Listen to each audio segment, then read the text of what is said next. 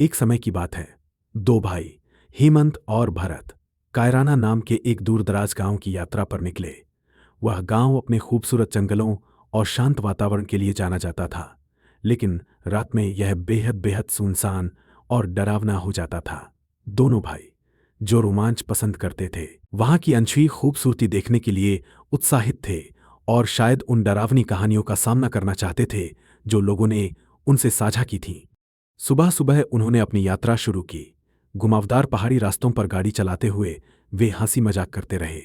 जैसे ही सूरज ढलने लगा, आसमान में नारंगी रंग छा गया और उन्हें एहसास हुआ कि वे अभी भी कायराना से काफी दूर हैं। थोड़ा और चलते हैं, हम पहले से ही काफी नजदीक हैं, भरत ने जोर देकर कहा, ताकि रात होने से पहले वे वहां पहुंच सकें। रात होते होते घना कोहरा चारों ओर फैल गया और रास्ता धुंधला होने लगा। हेमंत, जो गाड़ी चला रहा था, धीमा हो गया ताकि सुरक्षित ड्राइव कर सके। धीरे धीरे वातावरण में एक अजीब सा सन्नाटा छाने लगा और जंगल की खामोशी दोनों को बेचैन करने लगी। सड़क पर तीखे मोड़ और सामने का दृश्य भी धुंध के कारण अस्पष्ट हो गया था। अचानक गाड़ी की छत पर जोरदार धमाका हुआ। घबराकर दोनों भाई गाड़ी रोककर बाहर निकले। हेमंत ने टॉर्च जलाकर छत पर देखा, लेकिन वहां कुछ भी नहीं था। तभी अचानक उन्हें हवा में एक धीमी सी फुसफुसाहट सुनाई दी। यह जगह छोड़ दो। हेमंत और भरत ने एक दूसरे की ओर देखा। उनके चेहरों पर डर साफ झलक रहा था। तुमने भी सुना? भरत ने धीरे से पूछा। हेमंत ने सिर हिलाया, पर डर को दबाते हुए मजाक में कहा, शायद ये सिर्फ हवा थी। चलो आगे बढ़ते हैं। भयावहता को नजरअंदाज करते हुए वे फिर से गाड़ी में बैठ गए और आगे बढ़े। एक और तीखे मोड़ पर उन्हें सड़क के किनारे एक बूढ़ी औरत दिखी। वह एक छड़ी पकड़े खड़ी थी। उसकी पीठ झुकी हुई और बाल बिखरे हुए थे। उसका चेहरा अंधेरे में था, लेकिन उसके पतले हड्डी जैसे हाथ साफ दिख रहे थे। भरत को लगा कि शायद उसे मदद की जरूरत है, लेकिन उसमें कुछ ऐसा था जो असामान्य महसूस हो रहा था।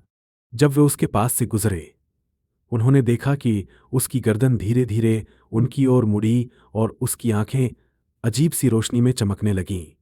दोनों भाइयों के रोंगटे खड़े हो गए। उन्होंने गाड़ी की रफ्तार बढ़ाई, लेकिन अचानक गाड़ी का इंजन बंद हो गया। हेमंत ने इंजन को स्टार्ट करने की कोशिश की, लेकिन गाड़ी ने चलने से मना कर दिया। अब दोनों भाई बुरी तरह घबरा गए थे। गाड़ी का इंजन देखते ही उन्हें चारों ओर से हंसी की हल्की हल्की आवाजें आने लगीं, जो धीरे धीरे तेज होती गईं। वे जल्दी से गाड़ी में लौटे और दरवाजे बंद कर दिया, मानो उस डरावनी हंसी से बचने की कोशिश कर रहे हों। थोड़ी देर बाद हंसी अचानक बंद हो गई और एक खौफनाक खामोशी छा गई। अचानक हेमंत को रियरव्यू मिरर में एक परछाई दिखाई दी, जो धीरे धीरे उनकी ओर बढ़ रही थी। उसका चेहरा अजीब और भयानक था। हेमंत ने धीरे से कहा, भरत, पीछे मत देखो। लेकिन भरत खुद को रोक नहीं सका और उसने शीशे में झांका। वहां वही बूढ़ी औरत थी, जो अजीब तरीके से मुस्कुरा रही थी। उसकी मुस्कान बढ़ती जा रही थी जैसे ही वह नजदीक आ रही थी। हेमंत ने हड़बड़ाकर गाड़ी का इंजन चालू किया और बिना पीछे देखे तेजी से गाड़ी बढ़ा दी। काफी देर बाद कोहरा हल्का हुआ और उन अजीब आवाजों ने उनका पीछा छोड़ दिया। आखिरकार वे जंगल से बाहर मुख्य सड़क पर आ गए और उन्होंने चैन की सांस ली। रात भर बिना रुके वे एक नजदीकी शहर पहुंचे। सुबह की पहली किरण के साथ उन्होंने खुद को सुरक्षित महसूस किया। दोनों अब भी उस भयानक अनुभव से कांप रहे थे।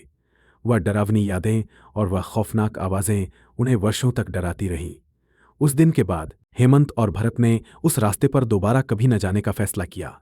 अब दोनों भाई न केवल खून के रिश्ते से, बल्कि उस साझा भयावह अनुभव के बंधन से और भी करीब हो गए।